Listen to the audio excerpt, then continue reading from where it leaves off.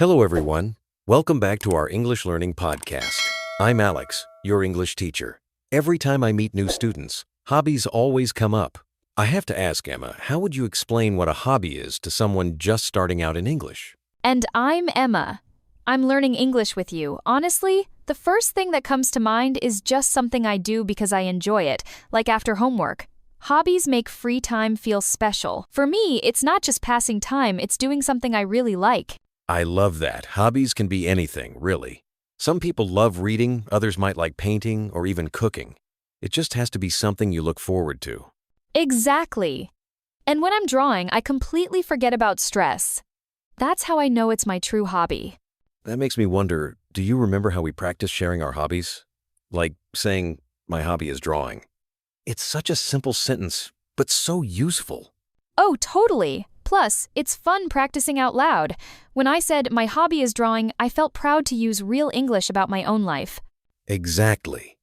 And listeners, don't be shy. Saying those sentences out loud really helps. Even something as short as I like cooking can boost your confidence. Repeating together makes it stick. I still say those lines at home. It's like giving your brain a little workout, but it doesn't feel hard. Funny how you mention that because we also talked about so many other hobbies, right? Like playing sports, taking photos, gardening. Gardening actually surprised me. I didn't realize it counted as a hobby. But since I started helping my grandmother with her plants, I get why people love it. That's a perfect example. And just learning the words for these hobbies, like playing guitar or cooking, makes conversation so much easier. And when you hear someone mention a hobby you also like, it's such an instant connection. Makes starting conversations way less scary. That actually reminds me, Emma. Remember when we tried making our own sentences with hobbies? Like, I like listening to music. How did that feel for you as a learner? Honestly, it felt great. Once I tried, I realized I could swap in any hobby I wanted. My hobby is gardening. I like reading books. It was almost like building with blocks. And repeating those sentences really helps. You start to notice what sounds right. Plus, you get used to the patterns. That's a big part of learning a new language. It's also kind of fun, like a little challenge each time. And every time I get it right, I feel a bit more confident about speaking. You know, there's something special about learning English through hobbies. It's not just words, it's you sharing a piece of yourself. I couldn't agree more. When I talk about my hobbies in English, it doesn't just feel like homework. It's more like sharing a story about myself. And that's the key. Using real life makes learning stick. Plus, you get to hear about other people's hobbies and maybe discover something new to try. That's honestly my favorite part. Every time I learn a new hobby word, I picture someone doing it, and it makes all those new English words come alive.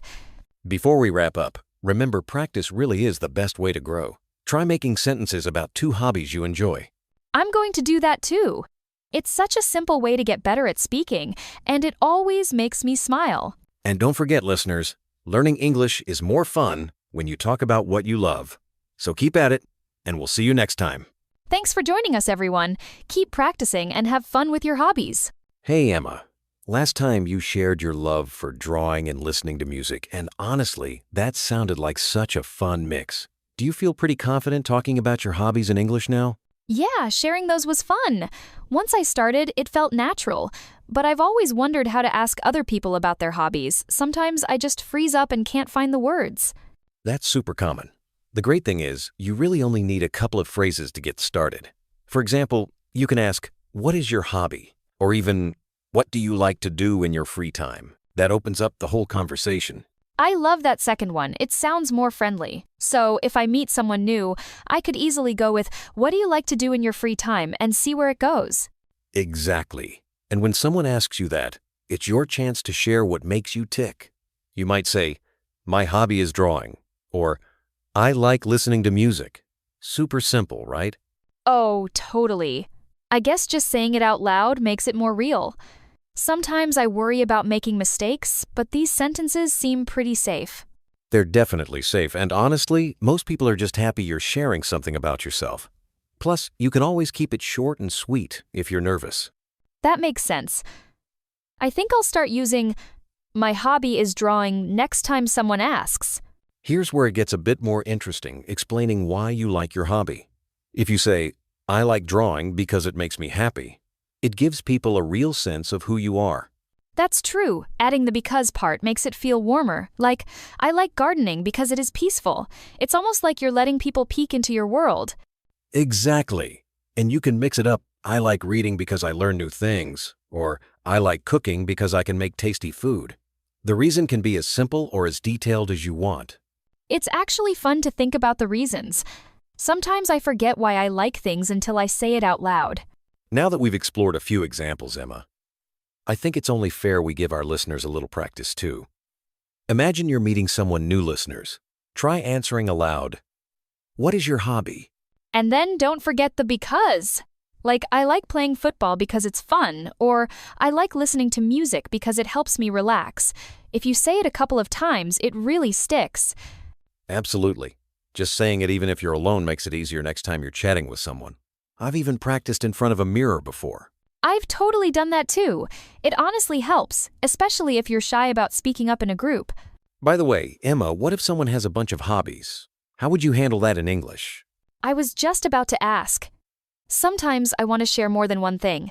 Saying, I have many hobbies. I like drawing, gardening, and listening to music. Makes it really easy to list a few. Exactly. There's no need to choose just one. You can list them out and, if you want, add why you like one in particular. I like that it feels more personal. Next time, I'll try sharing at least 2 or 3 hobbies just to keep the conversation going. Let's tie it all together with a quick example. Emma, ask me about my hobbies. All right. What are your hobbies, Alex? I like reading and cooking. What about you? I like drawing and listening to music. Drawing makes me happy and calm. Love that answer. And just like that, a simple conversation can help you connect. Before we wrap up, let's do a quick recap. Ask about hobbies. Answer with your own. Say why you enjoy them. And don't be afraid to mention more than one. That's so easy to remember. I hope our listeners try it out today, even if it's just with a friend or family member.